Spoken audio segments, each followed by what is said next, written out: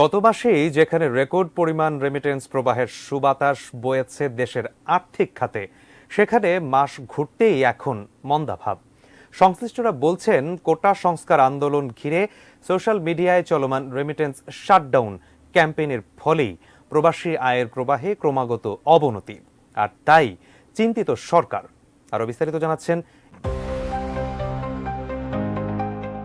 কোটা আন্দোলনকে ঘিরে হওয়া সহিংসতা দমনে সরকার যখন হার্ডলাইনে যায়, তখনই বাড়তে থাকে প্রাণহানি। পুলিশ, বিজিবি, র্যাবের পাশাপাশি সেনাবাহিনী মোতায়েন করে আন্দোলন মোকাবিলা ও সরাসরি গুলি করায় সমালোচনা ও নিন্দার ঝড় বইতে শুরু করে। সেই হাওয়া সীমান্ত পেরিয়ে বিদেশে কর্মরত প্রবাসী বাংলাদেশিদের কাছেও এসে লাগে।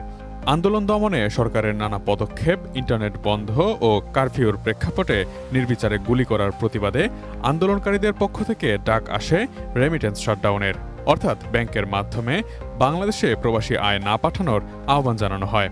প্রশ্ন জাগছে, সেই আহ্বানেই সাড়া পড়ল কিনা প্রবাসীদের।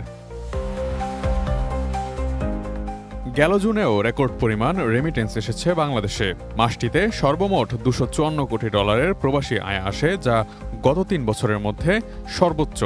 এক মাস যেতে না যেতেই এবার তার উল্টো চিত্র। গত এক সপ্তাহে রেমিটেন্স প্রবাহ উল্লেখযোগ্য পরিমাণে কমে যেতে দেখা গেছে। আরও সহজ করে বললে, গত 6 দিনেও আসেনি একদিনের সমান প্রবাসী আয়। সোশ্যাল মিডিয়ায় চলমান রেমিটেন্স শাটডাউন প্রচারণার পর জুলাইয়ের শেষ সপ্তাহে রেমিটেন্স প্রবাহ আরও কমে যেতে পারে বলে শঙ্কা সংশ্লিষ্টদের। জানা গেছে, 19 থেকে 24 জুলাই পর্যন্ত দেশে প্রবাসী আয় এসেছে $7,80,00,000, অথচ মাসের প্রথম 18 দিনে প্রতিদিন গড়ে এসেছিল $7,90,00,000। অবশ্য একথা বলতেই হয়, 19 থেকে 24 জুলাই পর্যন্ত ব্যাংকিং কার্যক্রম চলেছে মাত্র একদিন। 19 জুলাই শুক্রবার রাত থেকে কারফিউ জারি করে সরকার।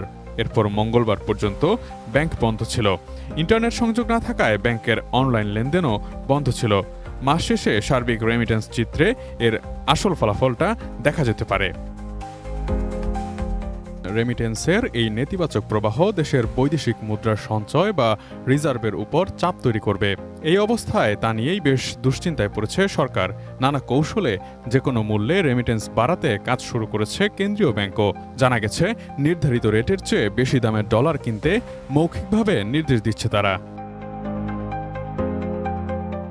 ক্রলিং পেগ সিস্টেম চালুর পর বাংলাদেশের ব্যাংকগুলোতে ডলার রেট সর্বোচ্চ 118 টাকা হলেও রোববার কেন্দ্রীয় ব্যাংকের মৌখিক নির্দেশের পর বেশ কয়েকটি ব্যাংক রেমিটেন্স কেনার ক্ষেত্রে রেট 118 টাকা 50 পয়সা থেকে 118 টাকা 70 পয়সা অফার করছে।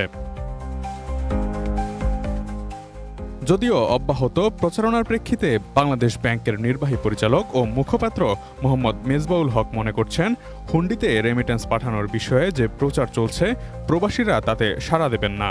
রেমিটেন্স সংগ্রহের জন্য ডলারের দর বাড়ানোর কেন্দ্রীয় ব্যাংকের নির্দেশনার বিষয়ে তার কাছে কোনো তথ্যই নেই বলে জানিয়েছেন তিনি। ব্যাংকগুলো যে রেট অফার করছে সেটিও নিয়মের মধ্যেই আছে বলে জানিয়েছেন তিনি। প্রবাসী আয় বাংলাদেশের অর্থনীতিতে গত প্রায় 3 দশক ধরে অত্যন্ত গুরুত্বপূর্ণ ভূমিকা পালন করছে। বর্তমান সরকারের 2009-10 অর্থবছর থেকে 2022-23 অর্থবছর পর্যন্ত সময়ের উপাত্ত বিশ্লেষণে দেখা যায়, ওই সময়ে গড়ে প্রতি বছর বাংলাদেশে মোট আমদানি হয়েছে $46.5 বিলিয়ন এবং একই সময়ে গড়ে প্রতি বছর প্রবাসী আয় এসেছে $15.9 বিলিয়ন। অর্থাৎ এই সময়ে প্রতি বছর গড় আমদানি মূল্যের 34.3% সমপরিমাণ অংশই প্রবাসী আয় দিয়ে মেটানো হয়েছে।